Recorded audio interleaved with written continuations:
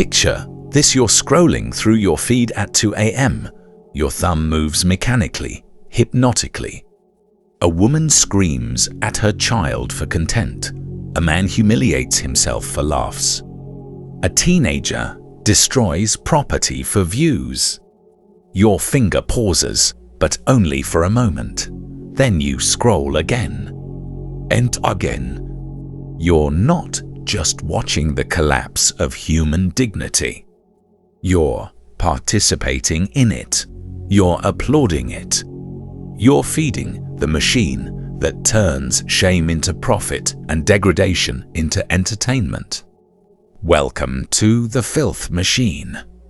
And tonight, we're going to tear it apart. Something fundamental has shifted in the human psyche, and most people don't even realize it's happening. We're witnessing what Yale University researchers call collective moral deregulation, the systematic normalization of behavior that should horrify us. But here's what makes this phenomenon truly chilling. It doesn't happen overnight. It's a gradual erosion, like water slowly carving through stone. Each absurd video you watch, each degrading trend you witness, each moment of grotesque entertainment you consume, they're all drops of water wearing away your moral sensitivity. The human brain is designed to adapt. When exposed repeatedly to the abnormal, it begins to categorize that abnormality as normal. This isn't opinion. This is documented neurological fact. Stanford University's research reveals that constant consumption of sensationalist content literally rewires your emotional and moral sensitivity circuits. Think about that for a moment. Your brain, the very organ that defines who you are, is being reshaped by forces you never consented to engage with.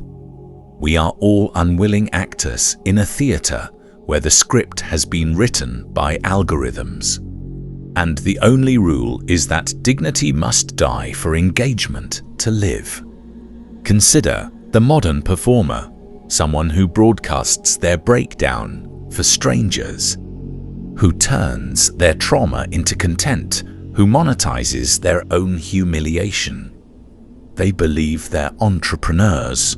They think they're entertainers. But from a psychological perspective, they're exhibiting textbook symptoms of what researchers call digital exhibitionism disorder, a compulsive need for validation through increasingly extreme displays. The American Psychological Association's latest findings are stark. Excessive exposure to social comparison and the relentless pursuit of digital validation increase anxiety and self-image distortion by up to 70%. These individuals aren't performing because they want to. They're performing because they've been psychologically conditioned to believe their worth depends on the attention of strangers. But here's the deeper horror. They're not the only victims. You are a too. Every time you consume this content, you're not just observing moral decay, you're participating in your own psychological erosion. The mind that watches degradation begins to mirror what it sees. This is called moral desensitization, and it operates below the threshold of conscious awareness. Your brain doesn't distinguish between witnessing an action and considering that action normal. When the grotesque becomes your daily entertainment, your internal compass begins to spin. What once felt wrong now feels familiar. What once triggered disgust now triggers nothing at all. The Stanford study reveals something even more disturbing.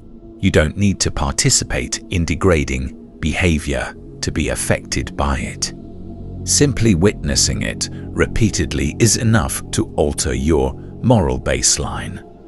Your mind becomes a repository for images, behaviors, and values that slowly reshape how you see yourself and others. This raises a haunting question. If your sense of right and wrong can be gradually eroded without your knowledge or consent, what else about your identity is being quietly rewritten? The system maintaining this moral collapse isn't accidental. It's engineered with the precision of a pharmaceutical company designing an addictive substance. Social media platforms employ teams of neuroscientists, behavioral psychologists, and addiction specialists whose sole purpose is to maximize what they euphemistically call engagement.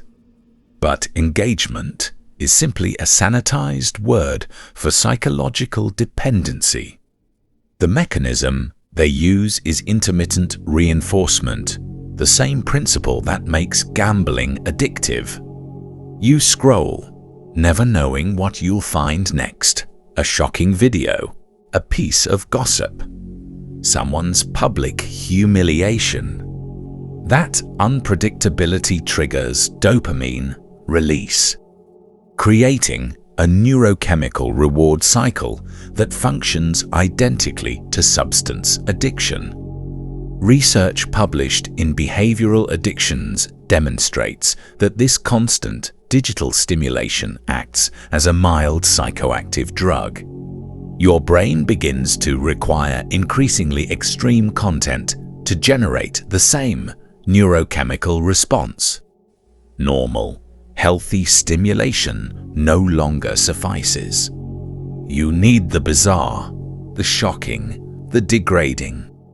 But the true genius of this system lies in its invisibility. You feel like you're choosing what to watch, but the algorithm has already chosen what you'll see based on psychological profiles, more detailed than what your closest friends know about you. Harvard Medical School's research reveals something that should terrify anyone interested in maintaining their cognitive sovereignty. Constant consumption of accelerated digital content fundamentally alters brain structure and function. Your capacity for sustained focus deteriorates. Your short-term memory fragments. Your ability to engage in deep, contemplative thought withers. The American Association's survey data shows that 9 out of 10 young people report difficulty maintaining concentration for more than 10 minutes. This isn't simply distraction. This is neurological reorganization. Your brain is literally adapting to chaos, becoming incapable of the very cognitive processes that define human consciousness: reflection, contemplation, sustained analysis.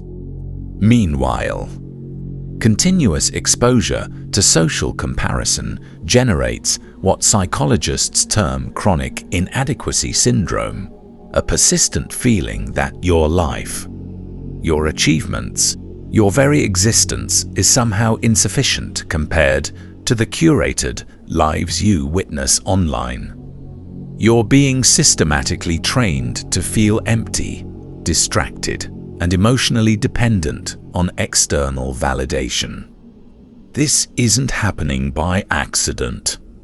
It's happening by design. Perhaps you're beginning to feel something stirring, a recognition that the discomfort you felt when witnessing digital degradation isn't prudishness or oversensitivity. It's sanity asserting itself against engineered insanity. That feeling of wrongness you experience when watching someone humiliate themselves for content, that's your moral compass functioning correctly. that sense of unease when witnessing the grotesque being celebrated. That's your psychological immune system recognizing toxicity. You are not the problem. Your discomfort is not the issue. Your resistance to participating in collective degradation is not a character flaw. It's evidence that your capacity for moral reasoning remains intact. But recognizing the problem is only the beginning. The question that should haunt you now is this: what are you willing to sacrifice to preserve what remains of your authentic self? Escaping the filth machine requires something our culture actively discourages: the cultivation of internal discipline and cognitive independence. The first principle is radical content curation. You must become ruthlessly selective about what enters your consciousness. Nature, neuroscience, research demonstrates that continuous exposure to superficial, emotionally charged content alters the functioning of your amygdala and prefrontal cortex, the very regions responsible for emotional regulation, decision-making, and cognitive clarity. Your mind is being fed every day, and the menu consists largely of psychological poison. The accumulation of toxic content destroys your attention span, your emotional stability, your capacity for deep thought, and your connection to authentic human values. This leads to the second principle, the recovery of silence. In our current cultural moment, silence has become unbearable. People require constant audio stimulation, music while showering, podcasts while walking, videos while eating. But this compulsive noise consumption is actually an avoidance mechanism. Silence forces you to encounter yourself without distraction. In silence, the mind organizes itself. In silence, you hear what's actually happening inside your consciousness rather than what external forces want you to feel. Most people flee from silence because confronting what they've become is painful. But it's also the only pathway to psychological freedom. The third principle involves recovering something our culture teaches us to despise: healthy shame. Not the toxic shame that paralyzes, but the protective shame that prevents self-degradation. Shame, properly understood, is an emotional boundary system. It signals when behavior conflicts with deeper values and human dignity. When shame dies, anything becomes acceptable.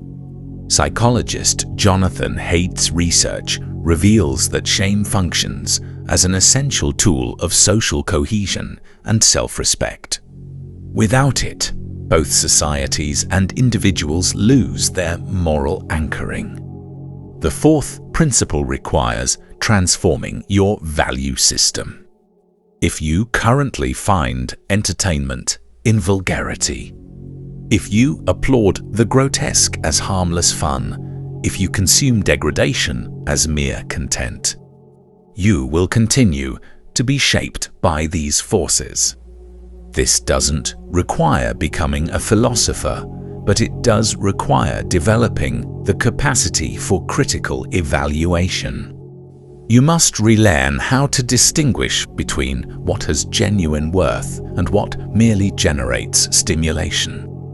Here's what no one wants to tell you. Choosing psychological sovereignty means choosing a form of cultural exile. You will feel isolated. You will seem to be swimming against a powerful current. Because you are. Everything valuable resists the current. Everything worth preserving requires protection from cultural degradation. You will discover that you communicate with fewer people, but those relationships will possess greater depth. You will consume less content, but with far greater discernment. You will experience fewer artificial stimuli, but significantly more authentic satisfaction. You might worry about missing important cultural developments. Let me share a harsh truth. Most of what contemporary culture offers is sophisticated noise designed to anesthetize rather than illuminate. It's information engineered to confuse rather than clarify. Spectacle designed to make you feel inadequate rather than empowered. Disconnecting from this system doesn't isolate you from what matters. It saves you from what destroys. Society is deteriorating, but that doesn't mean you must deteriorate with it. You can choose to function as a lighthouse rather than an antenna. A lighthouse generates its own light and provides guidance to others. An antenna merely receives and transmits whatever signals surround it. Becoming a lighthouse means developing the internal strength to maintain your values regardless of external pressure. It means cultivating the intellectual independence to think clearly even when surrounded by confusion. It means preserving your capacity for authentic human connection even when digital manipulation masquerades as community. This choice begins with a single decision. You decide what deserves your attention, what merits your approval, and who earns your imitation. You become the guardian of your own consciousness. Dignity begins the moment you decide what you will not watch, what you will not applaud, and whom you will not imitate. What enters your mind determines what you become. The question that will define your future is simple but profound. Will you guard the gates of your own consciousness, or will you leave them open to whatever forces seek to enter? Your answer to that question will determine whether you remain yourself or become another product of the filth machine. Choose carefully. Your authentic self depends on it. In a world that profits from your confusion, thinking clearly becomes an act of rebellion.